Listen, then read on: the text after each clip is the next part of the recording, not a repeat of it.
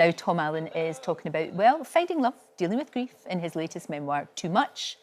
Out today. Yes, Lorraine. Well, that was good that you popped in today because your book's out today. I wanted to celebrate it with you. Good morning. It's lovely to see you. And I know we had your kind of first memoir a couple of years ago. That's right. But a lot has happened to you, good and bad. Yes. The worst being, of course, I'm so sorry about your dad. Oh, thank you. Oh, it was really sad. Yeah, I sort of wanted to write a book that sort of reflected... I've always tried to be honest, and I think with comedy, with stand-up, you always end up talking about things that actually you feel strongly about. Yeah. And so it made sense to do a book that's about the really real feeling of losing my dad. And I talked about my dad a lot on stage and made fun of his voice a little bit. He was very different to me, and, you know, just a working-class London man who ended up with this posh, flamboyant son who was suggesting things like getting a breakfast nook.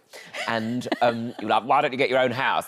And so it's been a big change this last sort of 12 months. And I thought, well, actually, if I write about it honestly, maybe anybody who's been in that position will relate to it and feel less alone, I think, in those feelings of grief. No, absolutely. And you deal with grief so well. Oh, thank you. You know, you really do, because we've all been there. We've all, you know, unfortunately experienced loss, most of us. And it's a tough time. Yes. But did you find writing about it helped a little bit? A little bit, yes. Yeah. And I think it helps to just put things down on the page, because then you know how you feel. But as well, I found that I was able to express, like, how often, you know, people send cards and they can have quite simple messages of, like, be kind to yourself. But sometimes that doesn't really mean anything in the moment. Like, in my experience, it was more about the shock of it at first, and you sort of don't feel anything.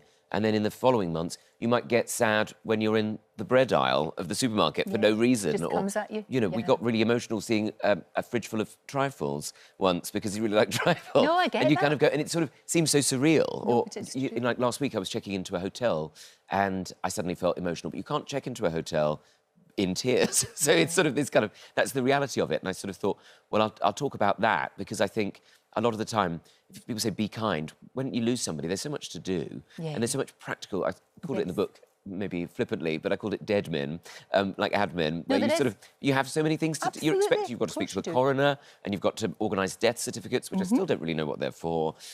It's not... That's very true. I don't know.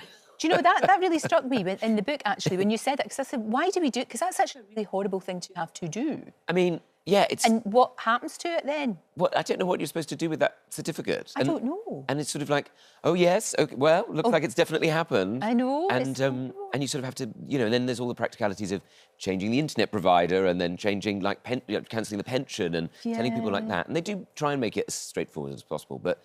You know, it was a very sort of strange, surreal time. And then people go, oh, be kind. And I think, well, what does that mean? Like, have a bath bomb or something? I don't know. You know I think you do have to be a little bit kinder to yourself in some ways it is. But it's hard to sort of, when everything is going on, that's the last thing in the world you're sort of thinking about, isn't it? Yeah, for sure. And you know, we tried to find ways to laugh and to find the funny in it. The book's really funny as well. Well, thank you. It's really funny. I mean, at times you kind of go, you know, oh gosh, that you know, you can feel the pain, if you like, but in other times it is, because that's how we get through things. How's your mum? How's she doing? She's doing really well, thank you. Keeping busy and, you know, doing as best she can. And I think, you know, we've been very lucky because friends... It's amazing as well how many friends come out of nowhere, really, and just know what to say and know what to do, and family members are the same. And you realise, actually, there's a lot of support out there, and it is something that we all go through, like you say. But we don't really talk about that much. And also, just being sad sometimes actually is fine. That's why this is good. That's why Too Much is good. Oh, well, because it gives you... And it starts the conversation.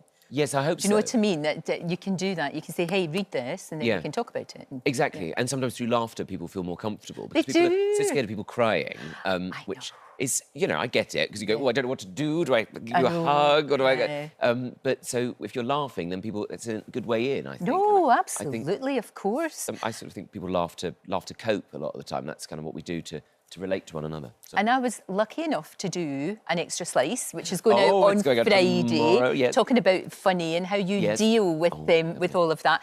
And spoiler alert, but on Tuesday, Janusz. Oh, wasn't it lovely? Oh, Janusz. Oh, yeah. Oh, the lovelies. Look at you two. That's a huge picture of my face. It's rather lovely, don't you think? There's lovely Joe, lovely Joe. She's great. I mean, yeah. But what a lovely gorgeous show. Your mum must love that show, does she? Is she not so proud of you doing that show? She loves that show, and she loves to tell people, sometimes random people actually in the supermarket, but she does like to, or maybe in the shops, but she does love it. And she came along to see it the other day, and she had a lovely time. She brought Auntie Christine. Fabulous. They stayed afterwards.